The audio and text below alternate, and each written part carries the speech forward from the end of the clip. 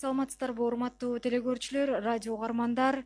Республикалык штабтын пресс борборунда саат 10-го белгиленген Кыргыз Республикасынын саламаттык сактоо министринин орун басары Каратаев Мадамин Мусаевичтин өлкөдөгү эпидемиологиялык абал тууралуу маалымат жыйынын баштайбыз. Онлайн брифингти Түз Ободон ЛТР, КТРК, Ала Тоо 24, Пирамида, 5-канал, облустук телеканалдардан жана медиа борборлордон, Кабар улуттук маалымат агенттигинен, ЛФМ, 1-радио, Кыргыз радиосу, Мен Кыял ФМ радиолорунан, ЛТРдин YouTube каналынан жана Facebooктан Кыргыз өкмөтү социальное правительство жана 1-радионун баракчаларынан көрүп уга аласыздар. Доброе утро, уважаемые телезрители, радиослушатели. Мы начинаем нашу онлайн-пресс-конференцию заместителя министра здравоохранения Кыргызской Республики Каратаева Мадамина Мусаевича об эпидемиологической ситуации в стране. Прямой эфир вы можете посмотреть и услышать на телеканалах ЛТР, КТРК, Ала Тоо 24, Пирамида, 5-й канал, областных телеканалах и медиацентрах, а также на радиостанциях ЛФМ, 1-радио, Кыргыз радиосу, Мен Кыял ФМ, по национальному информационному агентству Кабар, на YouTube-канале ГТРК ЛТР, в Фейсбуке, на страницах Кыргыз өкмөтү и социальное правительство, а также 1-радио. Мадамин Мусаевич, вам слово.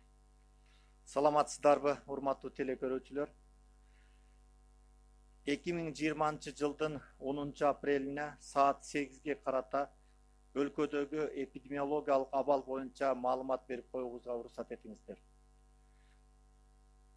18 жаңы учур катталды өлкөдө.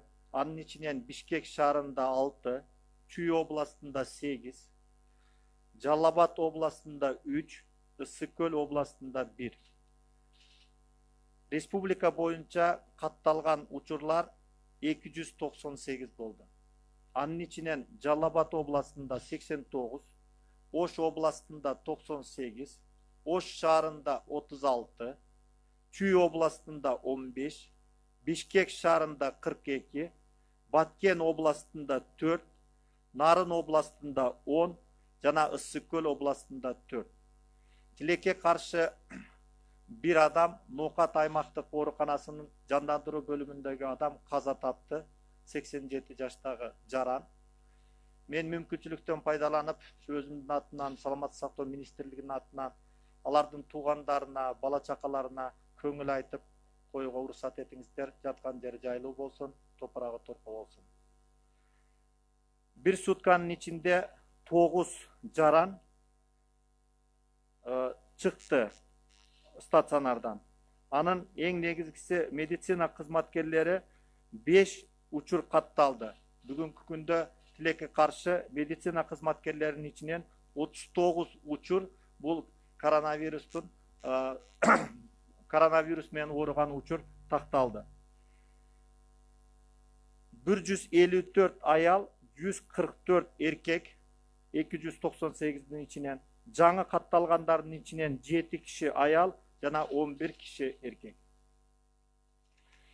Жашына карата айта турган болсом, 298-ден 34-тү балдар 15 жашка чейин, анын ичинде 2 1 жашка чейин, 11 16-дан 19 жашка чейин, 75 киши 20-дан 35 жашка чейин, 106 киши 36 жаштан 55 жашка чейин, жана 72 киши 56 жаштан андан жогору. Бүгүнкү күндө стационарда 254 жаран жатат, анын 8-и оор абалда. Изилдөөлөргө келген анализдердин саны 22.554. Анын ичинен бүгүнкү күндө изилденген, жасалган анализдердин саны 20.575 болду. Бир сутканын ичинде 1979 анализ жасалды. Каттоодо турган же катнашта турган лаборатордук такталган оорулардын саны 6047 болду. Контактта болгон. Анын биринчи категориясы 1058, экинчи категориясы 4989-ду түздү. Расмий тилде айтып коеюн. Мүмкүн болсо расмий тилде кайта алып. Уважаемые телезрители, на 10 апреля 2020 года по республике зарегистрировано 18 новых случаев. Из них в городе Бишкек 6 случаев, в Чуйской области 8, в Джалабадской области 3 и в Сыкульской области 1 случай. Всего в Кыргызстане подтвержденных случаев зарегистрировано 298. Из них по регионам Джалабадской области 89, Ошской области 98, город Ош 36, Чуйской области 15, город Бишкек 42, Баткенской области 4, Нарынской области 10 и Сыкульской области 4. К сожалению, за сутки зарегистрирована одна смерть пациента COVID-19. Больной 87 лет, но из Наукатской территориальной больницы. Пользуясь случаем, хочу выразить соболезнования родным и близким больного, умершего. За сутки в стационаре выписано 9 пациентов с ранее подтвержденным диагнозом. Медицинских работников за сутки подтверждено 5 случаев. И всего медицинских работников получается 39 случаев. Из зарегистрированных положительных случаев 154 женщины, 144 мужчины. Среди новых случаев 7 женщин и 11 мужчин.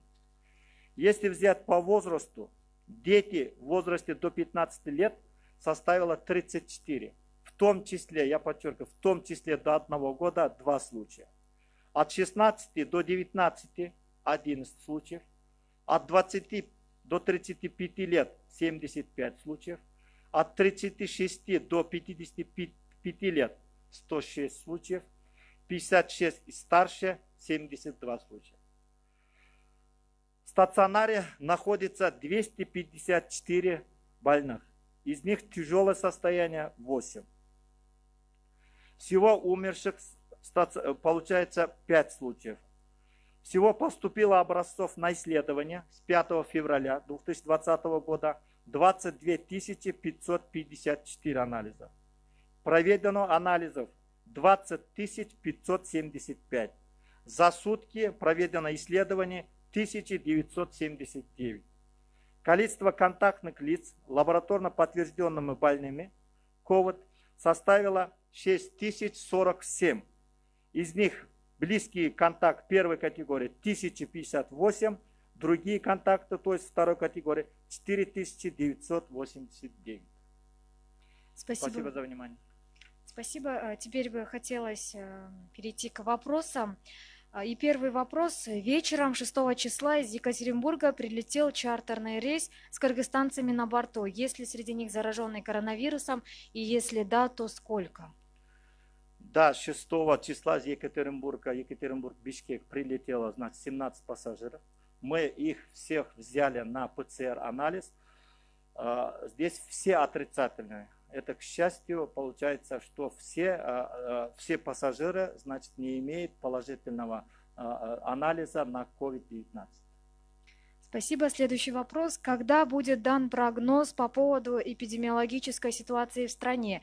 Когда населению ждать пика заболеваемости?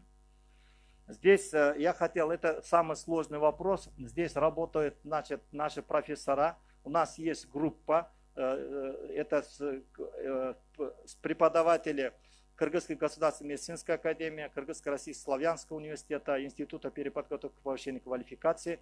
Они проводят анализ, но я думаю, что в ближайшее время они точно скажут примерный, значит, прогноз. Потому что вы знаете, что прогноз дело неблагородное, поэтому мы сегодняшний день не можем ответить на этот вопрос. Спасибо. Какими препаратами лечат пациентов, у которых выявлен COVID-19? Достаточно ли их в Кыргызстане? У нас в основном это первое, это получается согласно клиническому протоколу.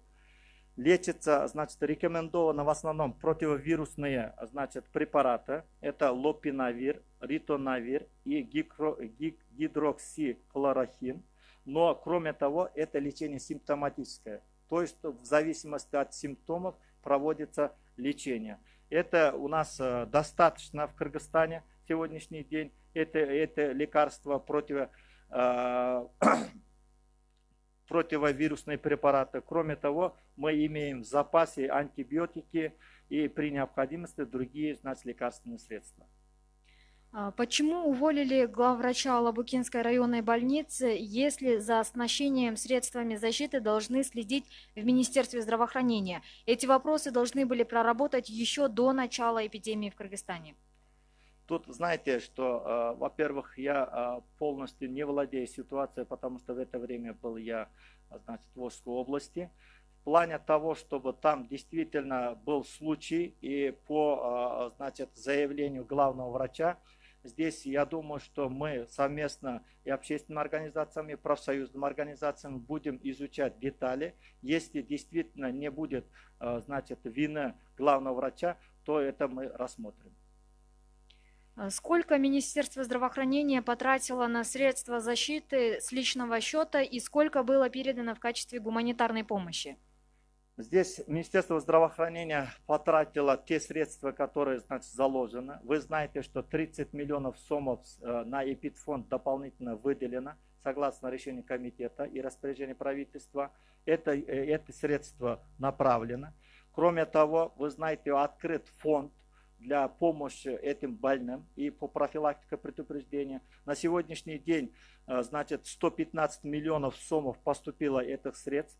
Из них вот 38 миллионов сомов сегодняшний день ушло на дополнительные, значит, стимулы, дополнительные мероприятия, которые направлены на предупреждение, значит, и профилактику коронавируса. Спасибо. Если экспресс-тесты не дают гарантии наличия вируса в организме человека, а только вводят в заблуждение, почему нельзя перейти только на ПЦР-тесты, дабы не тратить средства впустую? Вы знаете, экспресс-тест имеет 70%. Мы знаем, что 30% погрешности, но в первом плане, что оно применяется для контактных больных. И мы все равно, если экспресс-тест дают какой-то положительный анализ, мы обязательно проверяем на ПЦР-теста. Это в основном мы используем для скрининга, для выявления, значит, контактных.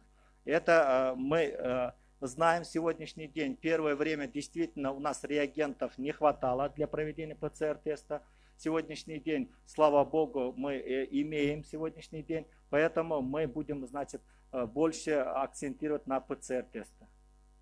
Медики жалуются, что многих отправили в отпуск без содержания. Население столкнулось с нехваткой специалистов в медучреждениях. Почему допускаются подобные факты, учитывая нынешнюю ситуацию?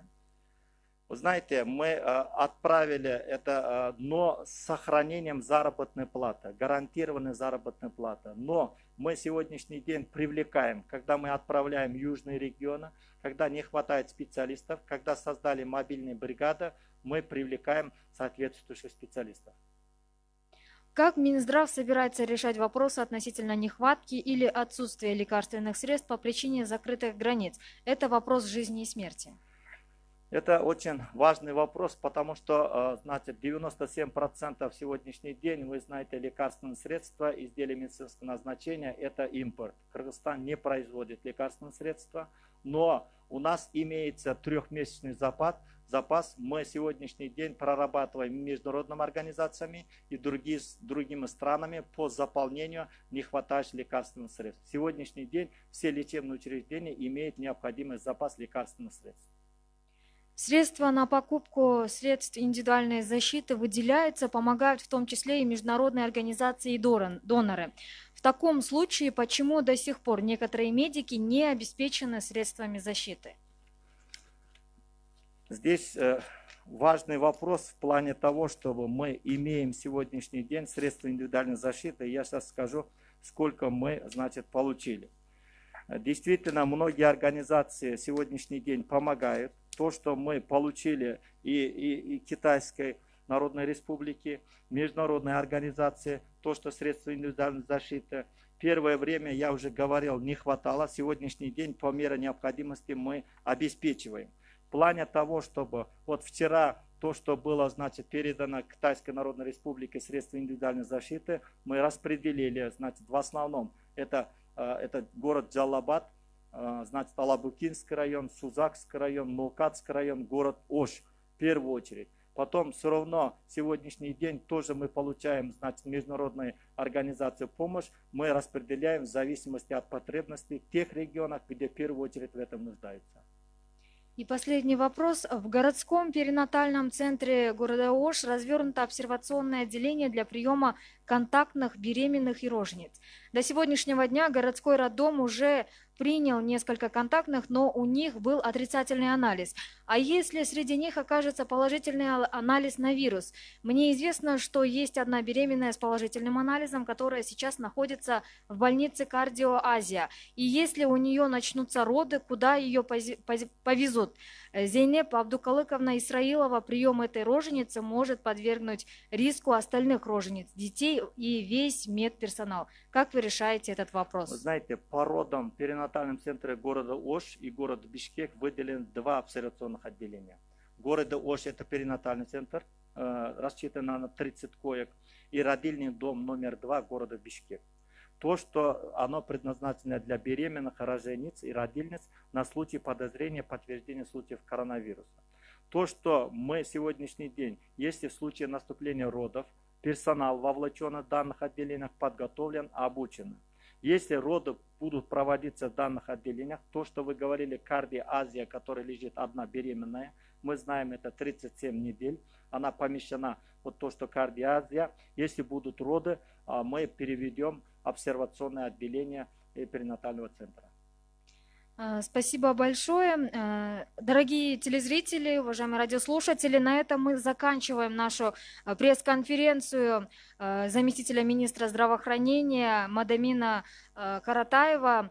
Прямой эфир вы могли посмотреть и услышать на телеканалах ЛТР, КТРК, Лото-24, Пирамида, Пятый канал, областных телеканалах и медиацентрах, а также на радиостанциях ЛФМ, Биринчи радио, Кыргыз радиосу, Минкы ЛФМ, по национальному информационному агентству Хабар, на YouTube-канале ГТРК ЛТР, в Фейсбуке на страницах Кыргыз өкмөтү, социальное правительство и Биринчи радио. Урматтуу телекөрүүчүлөр, радио көрөрмандар, ушуну менен биз Республикалык штабтын пресс борборунда саат 10-го белгиленген Кыргыз Республикасынын саламаттык сактоо министринин орун басары Каратаев Мадамин Мусаевичтин маалымат жыйынын жыйынтыктайбыз. Басма сөз жыйынды Түзөодон ЛТР, КТРК, Лото-24, Пирамида, 5-канал, облустук